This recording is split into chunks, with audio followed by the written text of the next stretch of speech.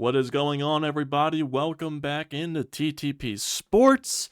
And a little bit after the fact, a day after the fact, after, all the bigger news was happening yesterday in Philadelphia sports with Kelsey, with Zack Wheeler, Flyers game, and all that stuff, I decided to push the Zack Wheeler reaction just back a day, just, let it soak in, get the full reaction, get the full mindset in, and everything like that. And here we are. So, I guess you could say belated breaking news, even though I'm not really even going to say breaking news because we all know what it is to this point.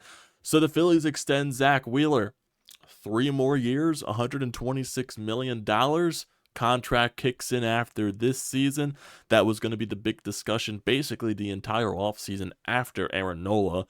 The big goal in mind this offseason was re-signing Aaron Nola, and Dave Dombrowski got that job done. And really, it just went right to the next thing was, okay, is Dave Dombrowski going to extend Zack Wheeler? Because Zack Wheeler will be a free agent after this season, and he is definitely due a gigantic pay raise for how fantastic he has been over the course of this contract with the Philadelphia Phillies, because going back to day one of this contract signing, no one expected Zack Wheeler to be this good. Really, no. Face value, when you're looking at the time, 2020, Matt Klentak signs the contract. This was, during the COVID-shortened season? And you're just thinking to yourself, okay, Zack Wheeler, solid pitcher, put up some solid numbers with the Mets, but really overall was not able to be healthy enough, but still he is a solid pitcher in this league, and you got yourself a nice respectable pitcher to add to your rotation. Then all of a sudden, just out of nowhere, this dude becomes one of the best pitchers in baseball. The contract becomes a bargain. It was a sale. You got that guy at really diminished value, and where did this come from? Because no one expected this. No one expected Zack Wheeler to basically be a discounted version of Gerrit Cole, because I saw a lot of those comparisons, and one of my buddies loves to bring up those comparisons between Gerrit Cole and Zack Wheeler's numbers, comparing to the contracts and all that stuff, just because it's a very funny conversation. And I've seen those comparisons, and there definitely is a likeness there, but ever since Zack Wheeler signed this contract with the Philadelphia Phillies, dude has been one of the best pitchers in baseball.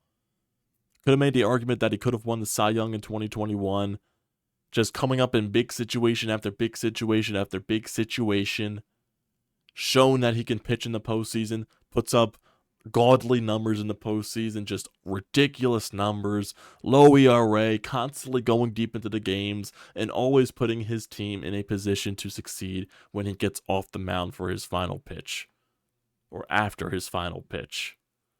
Dude is always locked in. You're always comfortable with him on the mound, and you're confident that every time Zack Wheeler goes out there on the mound, that your team has a very good chance to win on that prospective night. And that is basically what Zack Wheeler has been since, putting on that Phillies pinstripes, since putting on that Phillies uniform. Dude has been absolutely dynamic, and it's been fun to watch. And this is a well-deserved extension. 4 more years in a Phillies uniform, adding those 3 years from the contract, and he's definitely getting a payday. Definitely getting a payday, which is well-deserved. 3 years, $126 million. That'll be $42 million per season. So that definitely goes away from the range of what the Phillies normally pay their players. They like to extend the contract out, so it lowers the annual value, so they're not being paid as much per season, so they can go in other directions and possibly pay for things. Even though I think extending Zack Wheeler really doesn't put the Phillies in a bind to trying to spend more money in other places. I really don't think it does that. I do think when you're still looking at the market out there with the pitchers that are still out there with Jordan Montgomery and Blake Snell, it's still insane to me that none of those guys have been signed yet.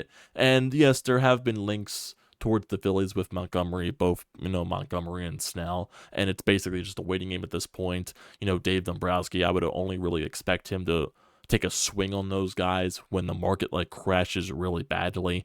And yeah, I do expect the market to crash at this point just because these guys have been out there on the market for so long. We are almost halfway through spring training. Once we get to that halfway point through March, we're getting like a week or two away from the regular season even starting, and these guys aren't even signed yet. So I'm expecting at some point those guys to be signed, whether it's probably not going to be what they expected. Definitely, we know what a Scott Boras, he's trying to hold these guys out to make the most money as possible. But at this point, in this stage, with the free agent signing and the saga and all that stuff, these guys are probably going to be taking shorter contracts, not as much money, because at this point, teams don't want to spend the big bucks for Blake Snell and Jordan Montgomery.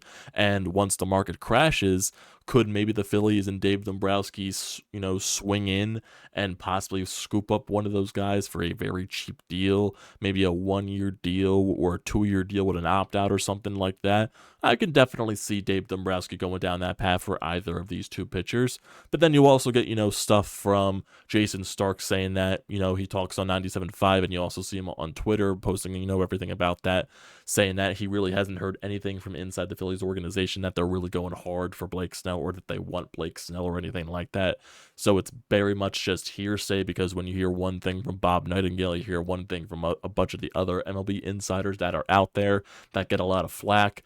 So you really don't know what direction it's going to. We know Scott Boras loves to use the Phillies as leverage for every other team in baseball trying to sign his clients, just because, John Middleton and Scott Boras are just, neck and neck. They're that tight. So they use the Phillies as leverage to try to get more money out of other teams that are trying to sign his clients. And yes, right now it's backfiring on him, because no one really wants to spend that big money on Snell or Montgomery. I know Matt Chapman just signed with the San Francisco Giants, so at least finally he got something there. But still, it's very weird and very just strange that these two guys are still out there on the market and have not signed yet. There's been some talk about, with the Yankees with Blake Snell. I'm not really sure where these guys end up. I can definitely see the Phillies trying to pouch at one of them if the market crashes. That's really the only case scenario that I see the Phillies getting these guys. I don't think they're going to go long. I wouldn't see them going long term at any of these guys, giving them big money. I just don't expect them to break the third luxury tax for these guys. I just don't think that's very viable. I don't think that's very smart. But if you can get them on like I said, with a 1-2 year deal with an opt out possibly on, cheap or something like that, I could definitely see that as the case scenario. But definitely breaking the bank long term for these guys, no way in hell. I do not see that happening.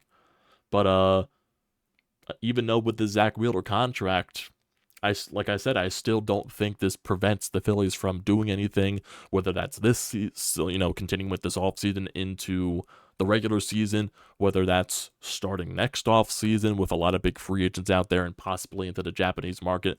Hell, they were giving Zack Wheeler this money, and they were still trying to go out there and get Yamamoto over $300+ million. So Dave Dombrowski is still going out there and putting the money where his mouth is and going after players that deserve the money. So I wouldn't be shocked if you go to the next offseason if you're going after this Japanese market people. I know this Roki Sasaki guy that could possibly be on the market next year, and Murakami could possibly be on the market next year. Those two are really big names over there in the Japanese market. So those guys are definitely going to get a big payday if they come over to MLB. And I'm sure Dave Dombrowski is going to be way after those guys. Juan Soto, if he does, hit the free agency market after this year with the Yankees, I would assume Dave Dombrowski goes big after Juan Soto, just because he'll put his money in the right places. If you're going after a guy like a Juan Soto, yeah, that is 100% a guy that you break the bank for. A Garrett Cole, yeah, that is 100% a guy that you break the third luxury tax for. Sasaki, Murakami, I wouldn't be shocked if Dave Dombrowski does the same thing there. They put their foot into the Japanese market going very big after Yamamoto, so I'm assuming that puts the Phillies in very high, very possibly very good talks with a lot of the Japanese free agents. So we'll definitely see where that goes. But it's just a fun time here, man. You got your 1-2 locked up. Whether you do something with, this whole Montgomery Snell situation, if they do somehow end up in a Phillies uniform, just imagine that. Where you have Wheeler, Nola as your 1-2, and you go out there, get a Montgomery or a Snell. You slot those guys in at 3, and you put Ranger Suarez as your 4th starter. That's a really good rotation. That is a fantastic rotation. Because my God, that would be amazing. That would be absolutely amazing. And I'm not even expecting those guys at all. I'm just not like I'm just putting it the hypothetical there. It's just the imaginary things there. The future. I could sense the future and all that stuff. It's a really fun time. It's a really fun thing to think about. But man, Zack Wheeler, love the contract. I know, I'm sure there's people out there that are very scared of giving a 34-year-old Zack Wheeler that much money, but I think the one thing that does benefit him is that early in his career with the injuries and all that stuff, he really didn't put much leverage on his arm. He really wasn't pitching that much in his young career. Then once he got to the Phillies, he started, clocking in those innings, clocking in leverage, clocking in, being very durable for you.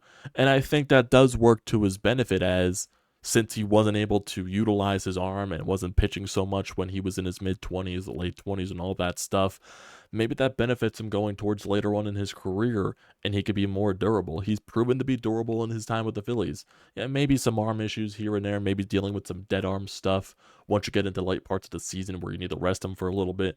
I feel like that happens with a lot of pitchers. So I'm not worried in the slightest about Zack Wheeler. Your 1-2 punch with Aaron Nola could be one of the best in baseball. Your rotation is still very highly respected around baseball, still very highly ranked.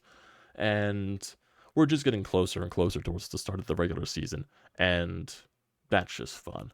It really is. I can't wait. First pitch, Citizens Bank Park. We probably know Aaron Nola's getting opening day start, even though Zack Wheeler probably deserves it.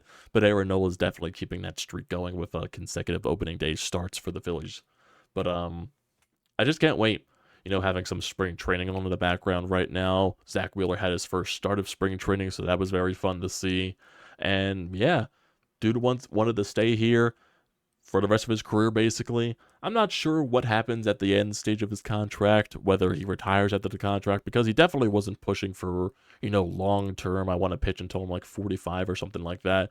He went where he was comfortable at. He's comfortable staying in Philadelphia, and this is where his family is. He just had another child, so that growing up his family in the city of Philadelphia, and yeah, he was definitely comfortable going with a 3-year contract, and I think it is a very great deal for both sides here, for both Zack Wheeler and both the Phillies organization here moving forward, and that is a very fun thing. Just can't wait to see Zack Wheeler in a playoff game again with those red rally towels at Citizens Bank Park. It's going to be a fun thing. And that I have season tickets this year sharing with my cousin. Could be seeing a lot more of Zack Wheeler, hopefully. Because knowing my luck, I'll be seeing a lot of Taijuan Walker. It's always those things when I've been going to Phillies games the past couple of seasons. So in 2022, the starter I saw the most was goddamn Kyle Gibson. And I hated that. And I think last year, who did I see the most? I think I saw a good amount of pitchers equally with Aaron Nola, Zack Wheeler, and all that stuff, etc., etc. I feel like I saw Zack Wheeler less, if I'm not going to be mistaken, even though I did see Zack Wheeler twice in the postseason. But I'm just trying to think, like, who is that one pitcher for the Phillies this year that I'm going to be seeing a ton of starting? And I don't even know what that's going to be. I don't know what's going to be. At least it's not Kyle Gibson. At least I'm not going to every Phillies game where Kyle Gibson's pitching. Even though when me and my father go to Phillies games and Aaron Nola's on the mat, it's like, oh God, Aaron Nola. Because my dad has that mentality of Aaron Nola that, things can go wrong with Aaron Nola on the bump. But yeah, fun times. Fun times here. Getting closer and closer to the regular season. A couple of weeks away here. I believe opening day is March 28th. So, not that far away. Against the Atlanta Braves at Citizens Bank Park. I'll be there. I'll definitely be there. So, great stuff here by Dave Dombrowski. Can't wait to see what happens next. And just for this Philly season to start, man. Can't wait. Cannot wait whatsoever. So, what are your thoughts on this signing? Do you like it? Are you questionable about it? I would like to hear those thoughts down in the comment section down below, so don't forget to leave those down there. Don't forget to drop a like. Don't forget to hit that subscribe button. It does me a great deal of service. And also use the code TTPSPORTS, $20 off your first purchase at SeatGeek. Get yourself some Phillies tickets, Get yourself down to the bank. Especially that I have season tickets. I'm also selling some tickets this year, so definitely look. If you want to go in the Hall of Fame Club, if you want to sit up there, I'm selling some tickets in the Hall of Fame Club. So, yeah. go and check those out. You can use that $20 off there, TTP Sports, to basically negate the fees. It's a great deal. Don't pass it up. Thanks, guys, for tuning into this whenever you decide to. I'll see you next time.